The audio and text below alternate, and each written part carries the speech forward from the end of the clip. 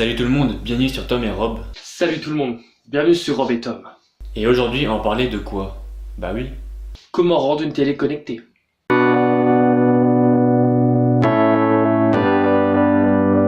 On va vous présenter des alternatives plus ou moins chères avec de mon côté l'Apple TV. Et pour moi, ce sera la Chromecast de chez Google. Alors, pour commencer, qu'est-ce qu'il faut comme matériel? Alors déjà il faut une télé ou un écran avec un port HDMI, c'est mieux pour regarder. Ensuite il faut un câble HDMI qui n'est pas fourni avec l'Apple TV, donc merci Apple. Il faut ensuite bien évidemment le boîtier et la petite télécommande qui est fournie avec.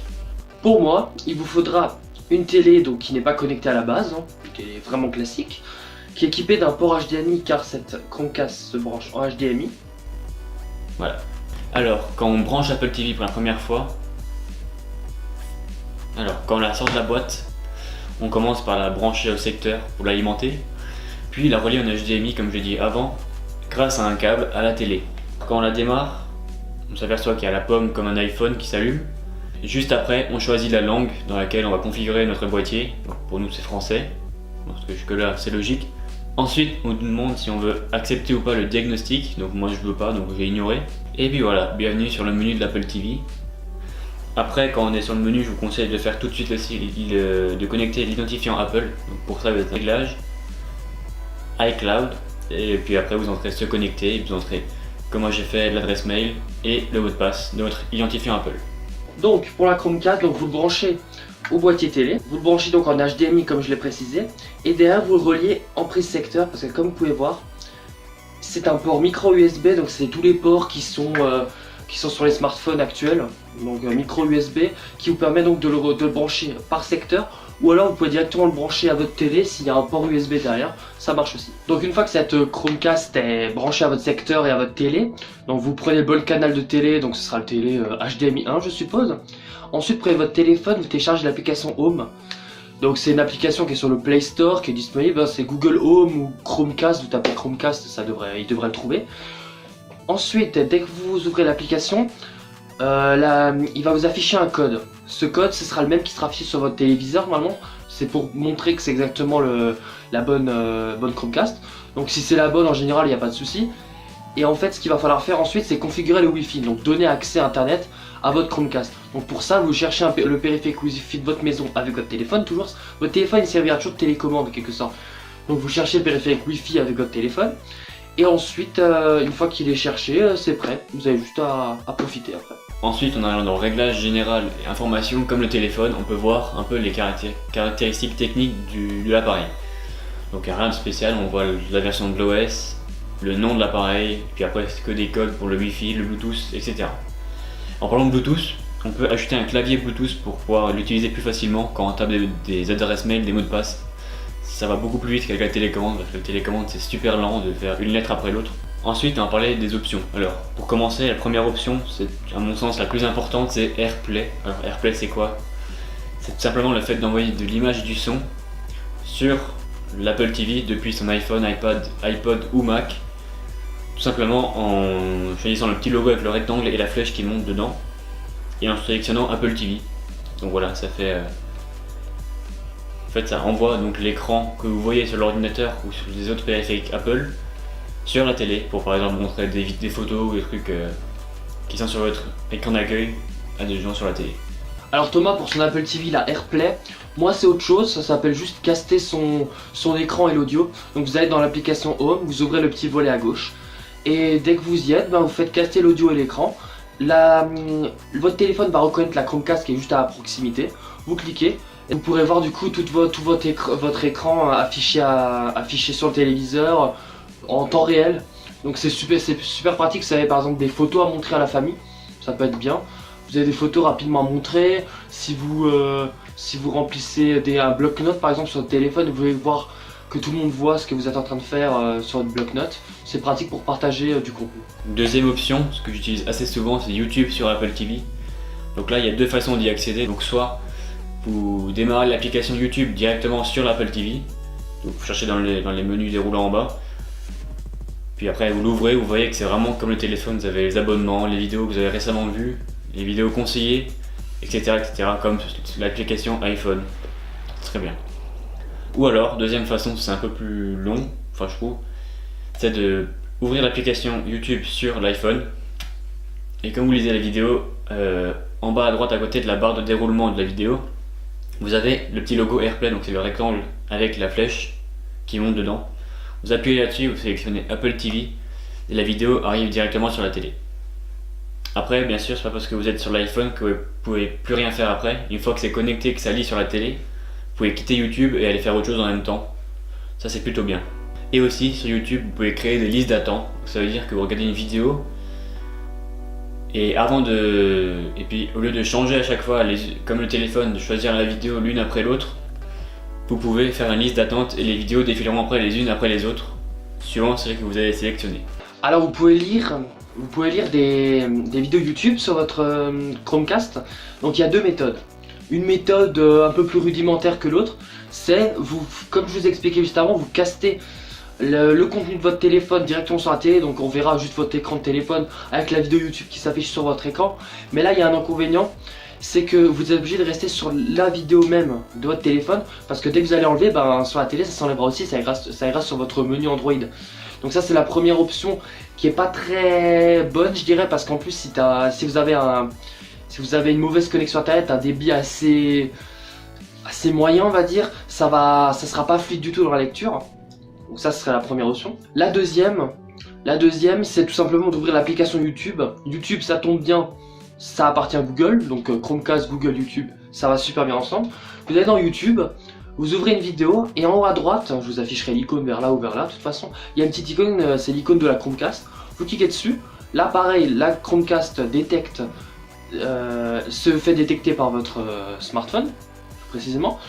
Vous cliquez dessus et là d'un coup vous verrez de toute façon à gauche que YouTube s'affiche sur votre téléviseur. D'un coup la vidéo se lance tout seul.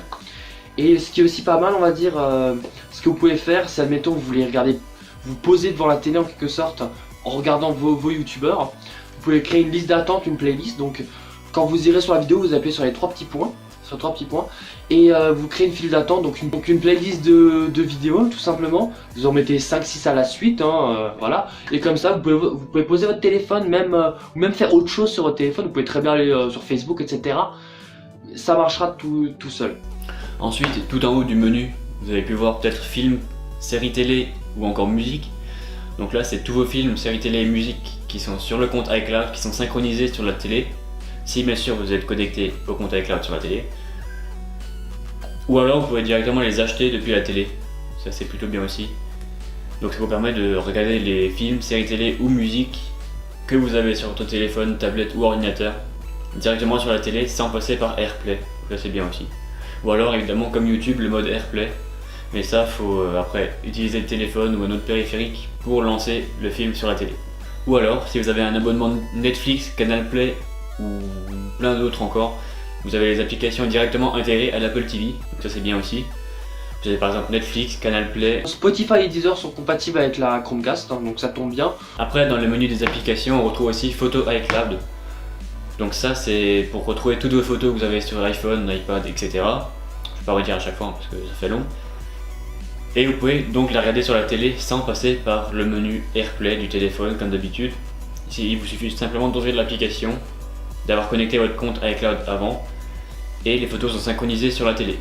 Alors maintenant je vais vous montrer une autre option, Google Chrome. Donc vous allez sur votre navigateur Google Chrome, vous aurez la petite icône Chromecast en haut à droite, et vous cliquez dessus et vous avez le choix, soit vous dupliquez juste l'onglet de votre navigateur, du coup tout ce qui sera affiché seulement sur cet onglet seront visibles, donc si vous retournez au bureau on verra pas. Ou alors vous pouvez caster entièrement le contenu de votre ordinateur, donc votre bureau, tous les menus. Donc là vous sélectionnez simplement. Donc si vous voulez afficher par exemple un PowerPoint, moi je prends exemple du PowerPoint, vous pouvez afficher un PowerPoint à votre famille, à quelqu'un, lui expliquer quelque chose, et vous pouvez l'afficher directement sur votre Chromecast, sur grand écran à la télé. Et voilà, c'est avec Google Chrome que vous pouvez faire ça, et c'est vraiment pratique. Après on parlait des contrôleurs pour contrôler donc son Apple TV. Alors vous pouvez contrôler via la télécommande fournie avec, qui est infrarouge et bleu, oui, qui est infrarouge pardon. Sachant que sur les vieux ordinateurs assez anciens comme le MacBook que j'ai là, La télécommande marche aussi, donc attention si vous avez le même que moi, c'est un peu relou parce que quand vous appuyez sur une touche pour contrôler la télé, ça fait une autre action sur l'ordinateur en même temps, c'est un peu chiant. Voilà, donc je vous conseille de désactiver la télécommande sur l'ordinateur. Ou alors, utiliser soit un iPad, un iPhone ou un iPod avec l'application Remote d'Apple qui permet de contrôler l'Apple TV directement sur le téléphone. Alors moi, mon boîtier, c'est le boîtier de 3ème génération. Le 4ème est sorti l'année dernière et le mien coûte encore 69 € sur le site d'Apple. Alors que les nouveaux commencent à 179 € pour un modèle 32 Go parce que dans les nouveaux il y a du stockage alors que dans le mien il n'y en a pas. Et vous avez aussi le deuxième à 229 € pour 64 Go. Donc une nouvelle télécommande, un nouveau boîtier. Voilà, tout simplement avec de nouvelles fonctionnalités comme on peut rajouter les applications sur la télé maintenant. Bon, on ne va pas faire ces applications qui sont dessus. On peut ni les enlever, ni en rajouter. Voilà, c'est comme ça. Alors que sur le nouveau, on peut. Et puis mon modèle de Chromecast, donc moi c'est la Chromecast 2ème génération. Il y a une 3ème qui est sortie il n'y a pas très longtemps, c'est une Chromecast 4K, mais bon pour l'instant elle n'a pas trop besoin, surtout si vous n'avez pas de téléviseur compatible. Donc moi ma Chromecast elle coûte 39 €. Ouais, 39 €. Donc avec 39 € vous pouvez bénéficier de l'accès internet sur votre télé pour 39 €. C'est plutôt un bon plan.